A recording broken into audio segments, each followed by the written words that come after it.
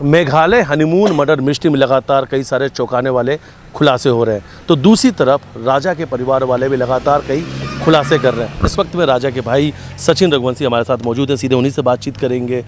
आज 13वीं का कार्यक्रम है, आपके यहाँ सभी रिश्तेदार आए हैं, आप लोग राजा को कितना याद कर रहे हैं? सर देखो, राजा अकल मृत्यु मरा है, तो हमें खुशी तो बिल्कुल भी नहीं है, लेकिन उसकी आत्मा को शांति मिले। हम भगवान से ये चाहते हैं कि उसको जैसे सबसे पहले अपने शब्द थे कि मरा नहीं, मुझे मारा गया है।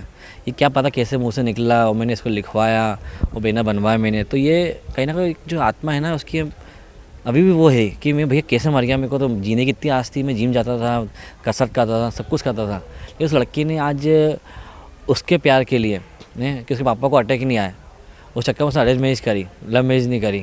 उसके पापा को बचाने के लिए उसने मेरे भाई को मार डाला। तो किस तरह का षड्यंत्र है।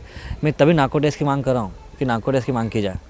और नरबली जैसा शब्द का इस्तेमाल, सर नरबली का शब्द इसलिए इस्तेमाल आता है कि ये शब्द उन्हीं पैदा करवाया हाँ मन में।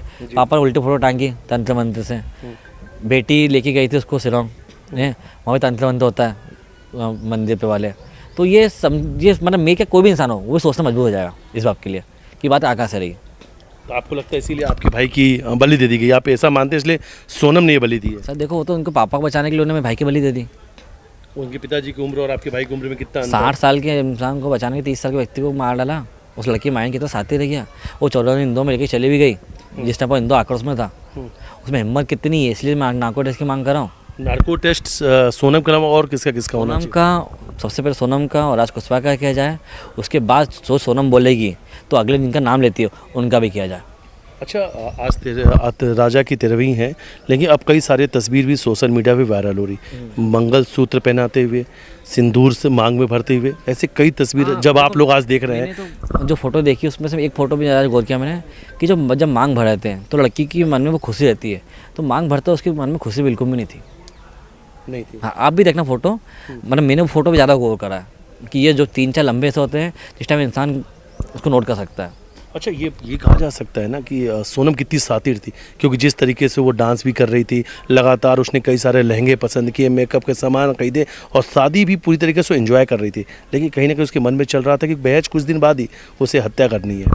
वो हत्या करने इसी जगह ले गई थी कि जो खाई में उसको फेंका था, 1000 फीट की खाई से ऊपर खाई थी वो।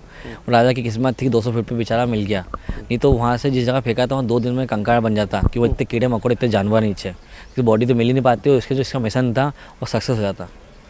एक आखिरी सवाल, आज राजा की 13वीं है, आप लोग राजा को याद कर रहे हैं, सोनम को कौन सी सज़ा मिलनी चाहिए और उन सभी कातिलों को? देखो सर, फांसी वांसी तो माफ़ हो जाती है, इसको आजीवन कारावास जब तक इसकी मृत्यु नहीं हो, जब तक वो जेल में खा जाए।